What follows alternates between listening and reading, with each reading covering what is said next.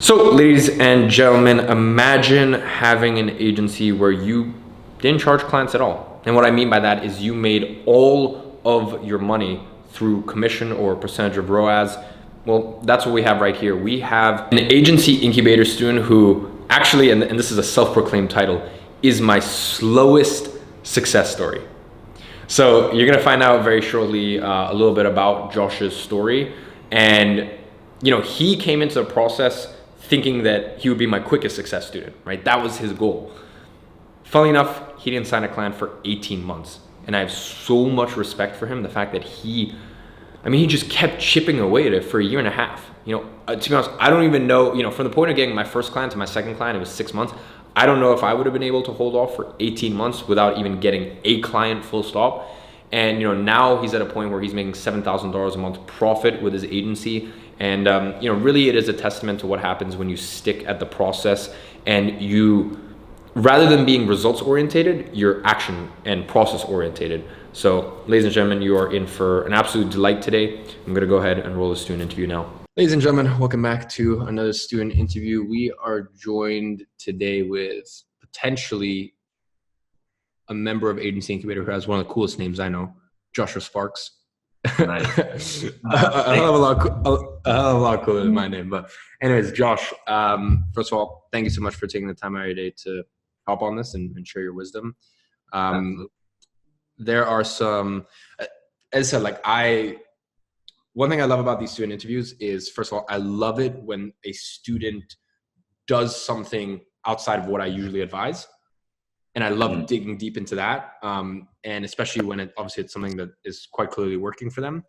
But first things first, I mentioned off camera, I love the pinups that you've got on the back. Yep. Yeah. Had to put those up, man. Straight from Agency Incubator. I love it. Well, yeah, do you want to just, and also the other thing that I want to highlight with the student interview is, dude, just your sheer fucking tenacity. Respect to you genuinely. And I tell people, I'm like, look, because you are a perfect case of what I tell people. I'm like, there are certain people who come into the program who realistically, considering the amount of work that they've put in and just the amount of, just the amount of work they've put in, quite frankly, deserve to get a client with that level of work ethic, probably after a year, but they get one in month one. And then there's people like you who realistically, considering the amount of work ethic you put in, deserve to get a client in month one, and you got one in month 18. So that should give you an idea that, look, at the end of the day, that's a good testament to life in general, which is, look, you put the work in, everything that is in your control, you maximize. But at the end of the day, luck and timing has a lot to do with things. Anyways, enough of me talking. Do you want to just introduce yourself? How'd you find my stuff? How did you initially come in contact with myself and grow your agency and your process of joining the program and building your agency? So this was about 2 years ago, I think. I was working for a solar company and I got hit with a Billie Jean ad about one of his courses, right? And I actually was trying to start a clothing company at that time. And I was like, I'm going to use this information to market my t-shirts. And so I bought that course and I started trying to advertise these t-shirts on Facebook. And I was actually using Printful, a print-on-demand service. And so I was working with like an $8 profit margin, and I knew nothing about Facebook ads. And so obviously I got shit results and didn't get anything out of it. But I spent like $200 or $300 on that course, and I was like, man, I need to like do something with this. So anyways, I started looking into just the whole agency space. And as soon as I started searching anything on it, your ads just started bombarding me, right? So I got hit with one of your ads on YouTube. I forget which one specifically, but like I said, this was back when you were still living at your mom's house. So it's been a while since I've been following your journey. And, it took me about, I think, 6 months before I was able to actually invest into what was back then the 6-figure SMMA program. And yeah, man, like I was telling you off camera, it took me a long time to get any results. I made the typical entrepreneur mistake of trying to focus on too many things at once. And I also made the mistake of niche hopping around for too long. And I did that for about 12 months. I actually started with solar companies, which is who I work with now. But after I didn't get any results with them for, a month or two, I switched over to, I think, dentists, and then to gyms and yoga studios. And like, I made the classic mistake of, not seeing results for a few weeks or a month, and then thinking that I wasn't in the right niche, right? Or that, there was some external thing that was keeping me from seeing success, when really it was just like, I just needed to buckle down, stick to one thing and continue on. And it took me 18 months to actually realize that and to get any sort of results. But yeah, like I said, as soon as I actually stuck to one thing, focused on it, and just kind of detached from the results, right? That's a huge sort of lesson that I've learned throughout this entrepreneurial journey. Like you're always saying, the hungry don't get fed. I was hungry. I was starving, right? Like everywhere in my room, my vision board, Post-it notes all throughout my house, the wallpaper on my phone, everything had 10K per month on it, right? Like I was focused on that number and that end result, and I was completely attached to it, right? Like my self-worth was attached to it.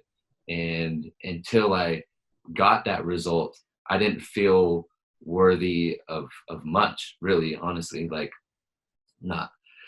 Yeah. So anyways, detaching from that and just really being okay with the journey and realizing that it's about the journey. It's not about the 10K per month. It's not about the penthouse. It's not about the Lambo. It's not about any of that stuff. It's about the journey.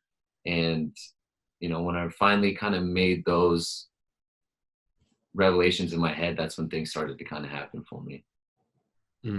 Amazing. So as you kind of briefly mentioned there, you went full circle, initially starting off with solar and ending back right at it, after 12 months of niche shopping. Yeah. First thing, or there's one question I have that we'll come back to. Can you lay out the structure of your agency, your pricing, your fees, et cetera, because I think that's a really interesting point. Yeah. So when it comes to structuring an agency, in my opinion, especially today, right? Like you alone have thousands of students, right? And then there's other people out there teaching the same exact thing, right? Not the same exact thing, but the same thing. So there's a lot of agency owners out there, and every single day the competition grows. And there's enough businesses out there to support the amount of agency owners that there are. But at the end of the day, every potential client that I've ever talked to has already been pitched multiple times. They've either gone forward and had an experience with an agency multiple times, or they've been pitched dozens of times. And so, I kind of was becoming more and more aware of that and how competitive this space is becoming because of how viable and how amazing this business is. Anytime there's an industry or a business model that just makes a lot of sense, you're going to get a lot of competition. And so I was experiencing that. And when you have a lot of competition, you kind of have to pivot and you have to come up with things that other people aren't doing. And so number one, I focused on a niche that I was passionate about, solar. I care about the environment and all that stuff. I'm from California, so I'm somewhat of a hippie. And the other thing is that, so when it comes to the way I structure my agency, I work on a rev share commission-based payment structure. So solar panel systems, they get measured in kilowatts. That's how they measure their systems. And so I get paid 10 cents a watt or $100 per kilowatt. Now the average system is about 10 kilowatts. So the average commission is about $1,000 on the average job. So, so we get paid a commission every time we help a client make a sale. And so we do all of their Facebook ad. That's all we do, is we just do lead generation on Facebook. We use a platform called High Level to kind of help them nurture these leads and convert the leads into appointments, because like I said earlier, like we really have to, as agency owners, find things that other agency owners aren't doing to, increase our value and to show that to these potential clients, right?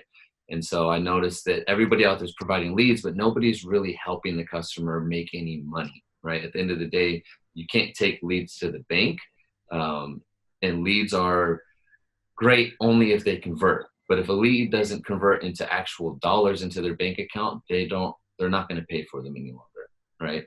So I was really focused on finding a way to not only provide leads, but provide appointments and sales. So that's kind of how we've, structured the agency. Mm, I love that. Well, there's one thing I want to touch on. First things first, last month you clocked in $7,000, correct? Yeah. Yeah. And you're running everything yourself, right? At the moment. Yeah. Awesome. So $7,000 profit last month, also on a commission basis, is incredible. First of all, how many clients are you working with? Right now we have 6. I have a few more that are supposed to be coming on, but with everything that's going on right now, there's a little bit of a lull. So, well, actually that leeways into 2 questions, but first things first, I wholeheartedly agree with what you have said there about you can't take leads to the bank.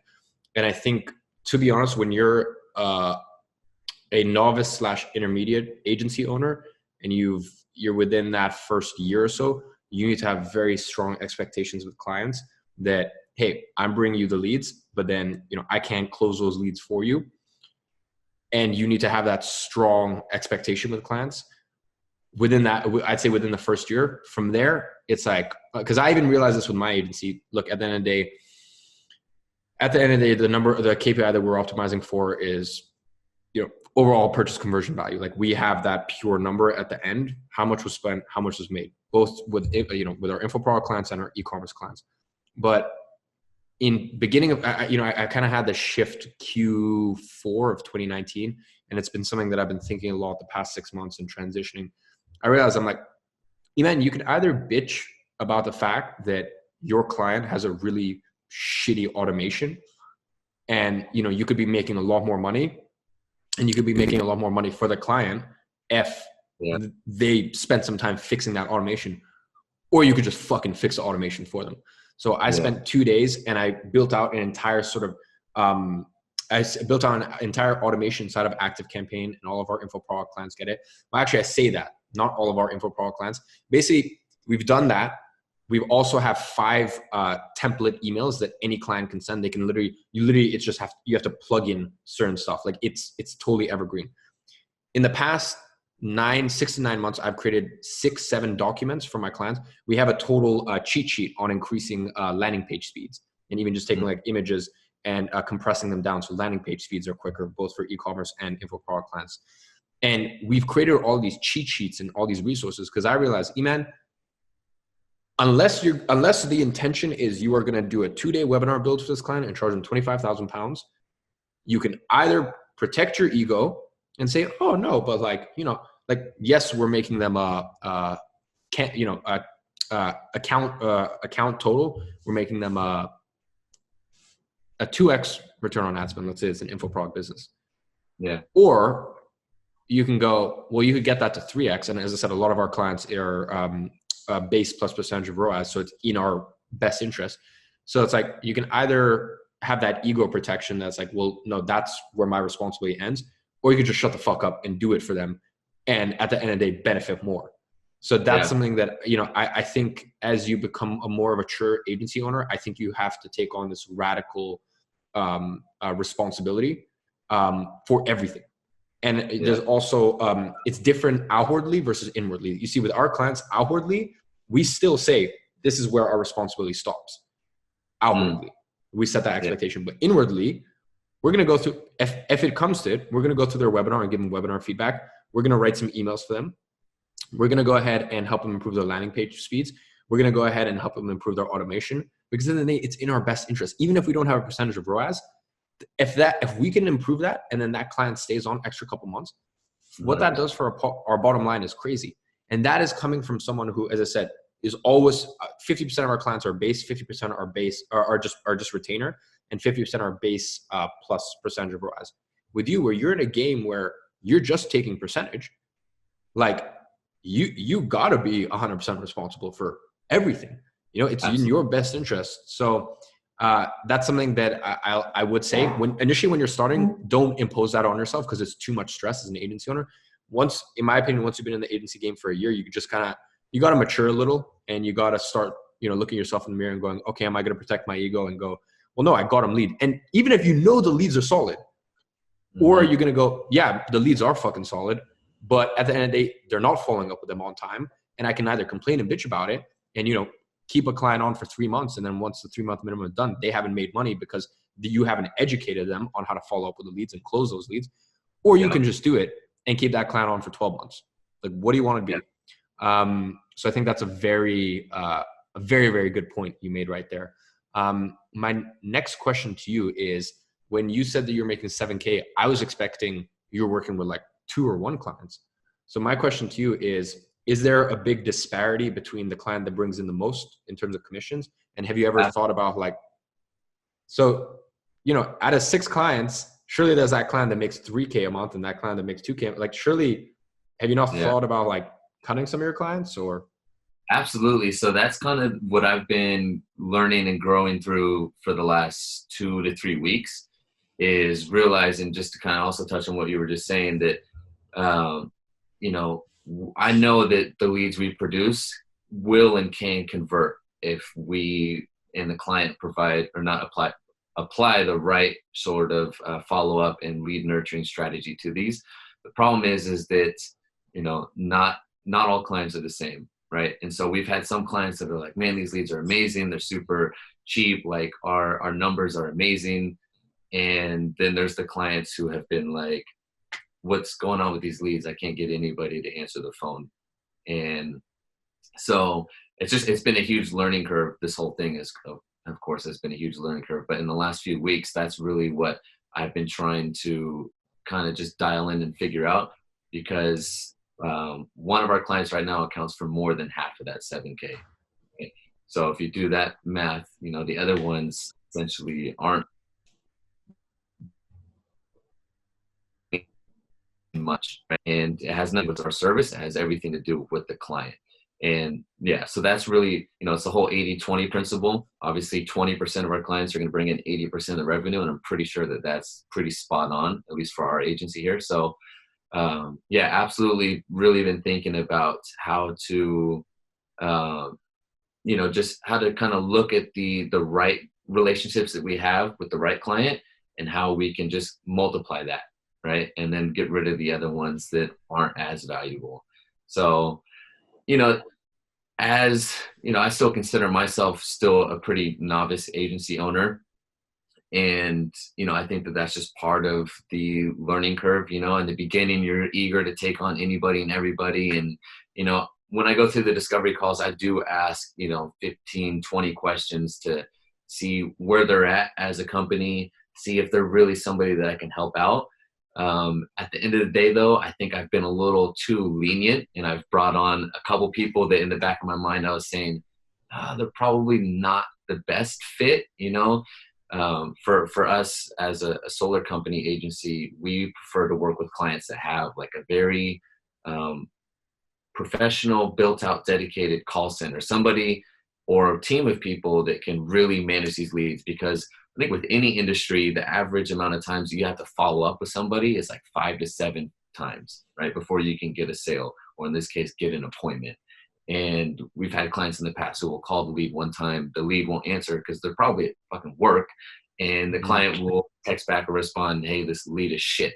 And it's just like, no, you didn't really give it a chance. And so it's a mentality. It's also an expectation thing. I've gotten a lot better at setting the proper expectations, especially with the onboarding funnel that I built out. That's something I go into in depth, with the client, just making sure like they understand that follow-up is key. That if, we're not applying the right strategies to the leads are going to be what you put into them. Right. And so, but yeah, to answer your question, absolutely. Something that we've been working on recently is just, I say we, I mean I, something I've been working on is just really trying to figure out why it is that this one client is seeing such great results. And coincidentally enough, they're the easiest, the most enjoyable client to work with.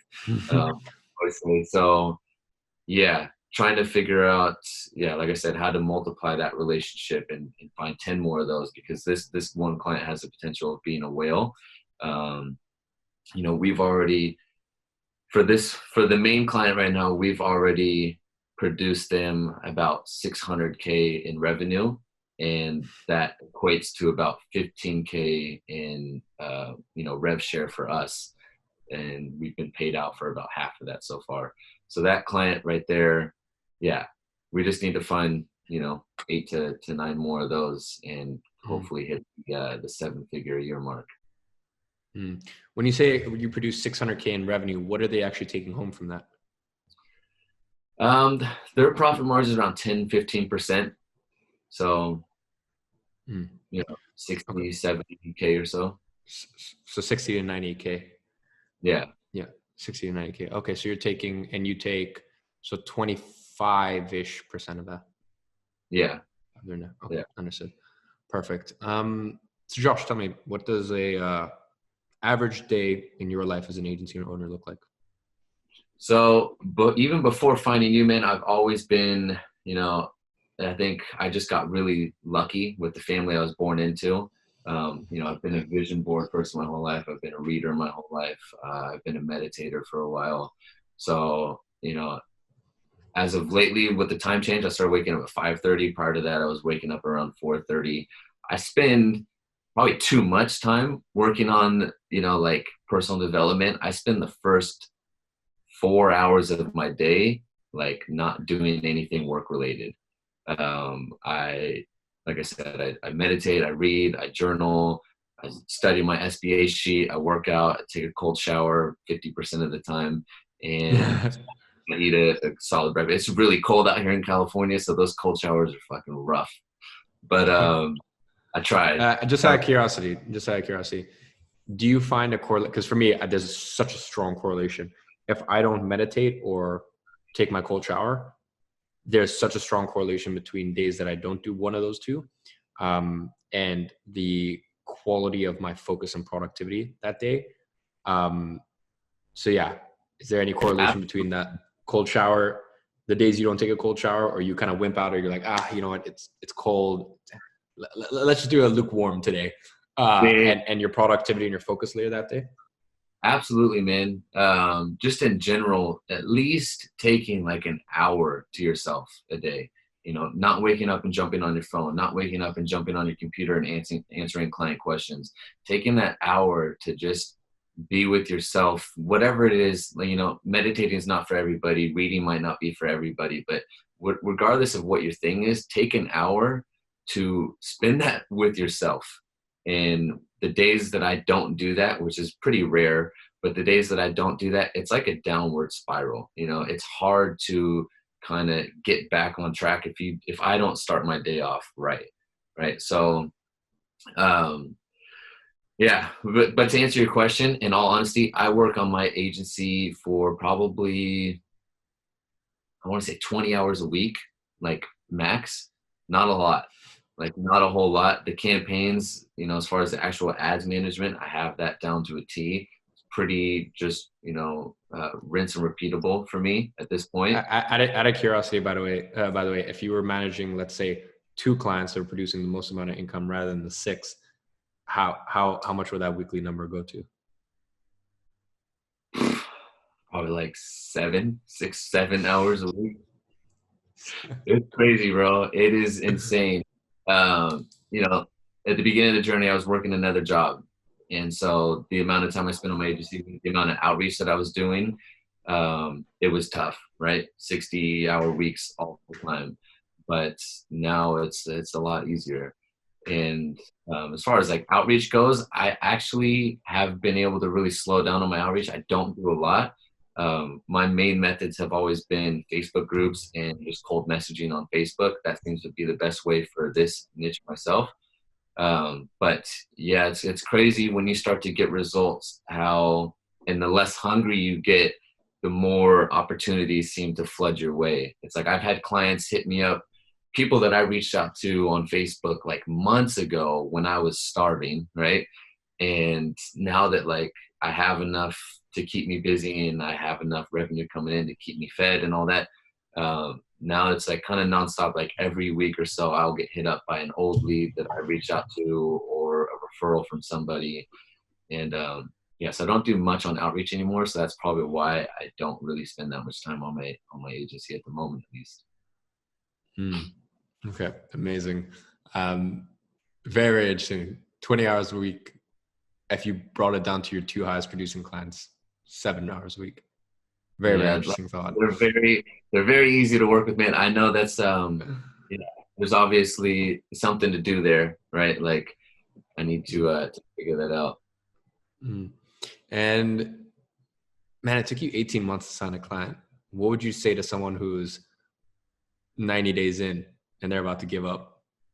So this is what I would say, man. And I think I've posted a couple times in the group about this because this is super important to me. And I was telling you off camera, like I came in with a mission. I was like, I'm going to be as quick a success story. I'm going to get a client in like 15 days. I'm going to blow this thing up. 10K in 30 days, no doubt. Like I got this shit. Just overly confident. And, you know, I did put in the work. I put in the work too. Like I was at my computer fucking all day long. When I wasn't working, this is where I was.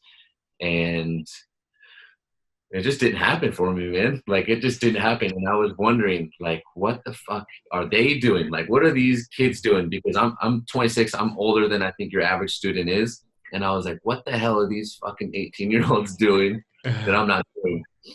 And it was blowing my mind. And yeah, it took me 18 months. And so what I would tell somebody is that there's so much to unpack there, man. I think it's very, very important. Obviously, persistence is everything, right? That's the what's the guy that started McDonald's? Ray Ray Kroc, I think, something like that.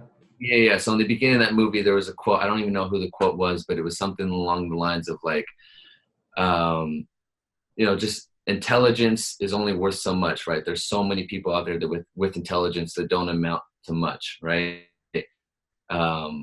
Luck, you know, and then somebody who's super lucky that also wastes those opportunities and stuff. But the one thing that is like the most valuable quality to have is perseverance, right? And persistence. And so I really just kind of took that to heart. And I realized that at the end of the day, if it takes me 4 years to see success from this, right? And I'm able to build a 6-figure agency, I'm still way ahead of all the people who are wasting 4 years in college, who are spending 50, 200 grand on this, you know, on this education that may or may not even get them to a place where they're actually content and happy and successful, satisfied, right? And so I was like, at the end of the day, if it takes me 4 fucking years to do this, it's going to be worth it. And I think just kind of understanding that and just being patient, understanding that it's about the journey, it's not about the destination, detaching from all the goals that I had. Like I was saying, I don't know if this was on camera or off camera, but I had Off camera, yeah. a month everywhere in my house, right? So I was really, really focused on the goals. And so detaching from that really helped. And so if you are 90 days, 120 days in and you haven't seen success yet, you know, I would say that it comes down to 3 things, right? The 3 sort of main pillars that I sort of focus on are work ethic, passion, and your why, right? You have to have those 3, or at least a balance of those 3. If you don't have work ethic, it doesn't matter how passionate or how strong your why is, you're not going to get anywhere, right? You need to have some work ethic. But if all you have is work ethic and you don't have any passion about what you're doing or a why supporting why you're doing it, that work ethic isn't going to amount to much, right? So you need to have a balance of all 3. And really it's just about kind of, you know, again, this is why it's important to take that time in the beginning of the day to just kind of be with yourself, work on yourself, invest into yourself, whether that's reading or meditating or journaling or studying your vision board, is to really kind of find those 3 things, right? Find your why. Like, obviously you have a very, very strong why with your mom. I have a very similar relationship with my mother. I grew up as an only child for like the first 10, 11 years of my life. My dad and I don't really have a great relationship. And you know, so my why is very, very big in my life. And yeah, so I would say if you're 120 days in and you are not where you want to be, I would say to really sit with yourself. Obviously go through the SBA worksheet. I think that's super helpful, but also spend some time working on your why, finding that. And if you have your why locked in and you're passionate about what you're working on, then I would say that it's most likely your work ethic and that you need to be real with yourself and really evaluate how much time you're spending on IPAs, income producing activities. You know, how many hours are you spending scrolling through Facebook pretending like you're working, and how many hours are you actually spending on doing things that are actually going to get you somewhere. But at the end of the day, you know, like I said, if it takes us 4 years to see success from this, we're still, in my opinion, in a much better position than the masses out there, right? The majority of people who are, you know, I mean, like they're spending 50 to 200K on an education that may or may not get them the life of their dreams. And it takes them 4 to, you know, it's just like, it's ridiculous. And yeah, I see a lot of, like entitlement in this space, to be honest with you. People getting frustrated at that 60 to 90 day mark because they haven't seen success. And it's like, man, like you're only 60 to 90 days in. It's not like you're already 60 to 90 days in. It's you're only 60 to 90 days in. Like for you to have a profitable business within the first year, that is something that like, I don't know the statistic, but I would assume 90+% of business owners don't experience. And this is a business model where that is very, very viable. And, you know, a year, 18 months, 2 years, 3 years, like doesn't matter, man. Like it is so worth it. It's so worth it in my opinion. I love that. Well, I've just had an amazing time sitting back and listening to most of this. We've unpacked a lot of incredible stuff. I'm just going to ask you one more granular question. And just that's actually, you know, off camera, I do it nonetheless. I look at your right arm. You got a little whoop band. Yeah. Out of curiosity, why'd you decide to go for the whoop rather than the Oura? You know, it's honestly, I don't know, man. I got shown an advertisement for it and I just kind of said, fuck it, I'll try it. I'm not a big fan of, you know, I stopped wearing my AirPods for a while. I stopped using the Whoop for a while as well because of the EMF. And so I'm not a huge fan of it. I've been wearing this for the last couple months as just sort of like a gauge. I really wanted to see, you know, obviously the stats behind it. I'm pretty regimented about my sleep as far as like what time I go to sleep, what time I wake up, making sure that the conditions of my room are built for a good sleep environment. Somebody I really look up to is Sean Stevenson. I've read the book Sleep Smarter a couple times. And so I am really adamant about getting good sleep, but I wanted to see just some more of the statistics behind it. I don't know specifically why I chose this over Oura Ring. I think, to be honest with you, as ugly as this thing is, I've never been a ring guy. And I think that's what it comes down to. I've never worn a ring before in my life. So that might be it. I wear a lot of long sleeves out here in California, so I can kind of hide this thing.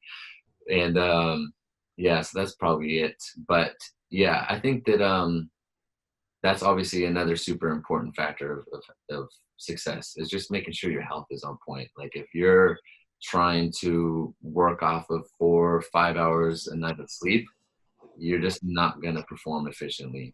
Just really not. Like there might be people out there that can get away with it. I personally am not. Like if my body needs 7.5, 8 hours of sleep for me to be where I need to be work-wise and performance-wise.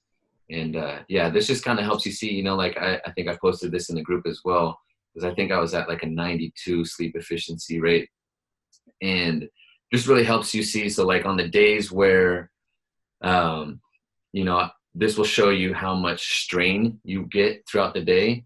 If I get a lot of strain throughout the day, which would technically lead to me getting better sleep at night, but for whatever reason, my sleep levels are still low and I'm not getting good quality sleep, that means, you know, usually a few things. It means I either ate too late, maybe drank alcohol, or maybe ate some sugar too late, or some of the conditions in my room weren't right. Like I got a cat that likes to party in the middle of the night, so I had to stop.